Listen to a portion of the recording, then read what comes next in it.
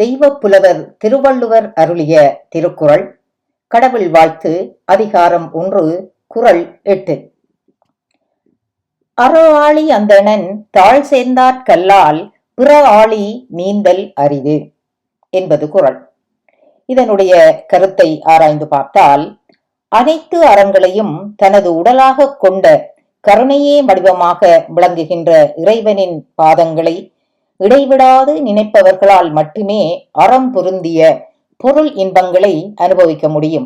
ஏனையவர்கள் தாங்கள் செய்த பாவக் கடலை கடக்க முடியாது வருந்துவர் என்று வள்ளுவர் கூறுகின்றார்.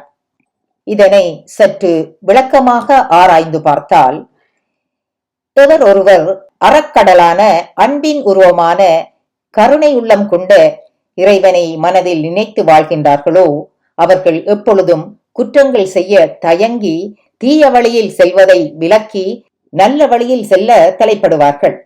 இவ்வாறு இறை சிந்தனையுடன் செயல்படுபவரை எந்த விதமான துன்பங்களும் வந்து அணுகாது. அவரின் விதிப்படி வருகின்ற துன்பங்கள், அதாவது அவர் முற்பிறவியிலே செய்த பிறவி துன்பங்கள் கூட இறை சிந்தனை உடைய இவர்களை எதுவுமே செய்யாது என்கின்றார் திருவள்ளுவர். இதனையே அருணகிரிநாதரும் தனது திருப்புகழ் ஒன்றிலே, நாள் என் செய்யும் வினைதான் என் செய்யும் எனை நாடி வந்த கோள் என் செய்யும் கொடும் கூற்று என் செய்யும் குமரேசர் இரு தாளும் சிலம்பும் சதங்கையும் தண்டையும் சண்முகமும் தோளும் கடம்பும் எனக்கு முன்னே வந்து தோன்றிடினே என்கின்றார்.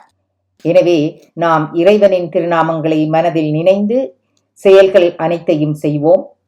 நமக்கு விதித்த விதியை இறைவனின் திருநாமங்களை ஓதி மதியால் வென்று சந்தோஷமாக, சுபீட்சமாக, சுகமாக நீடூழி காலம் வாழ்வோம், வளர்வோம்.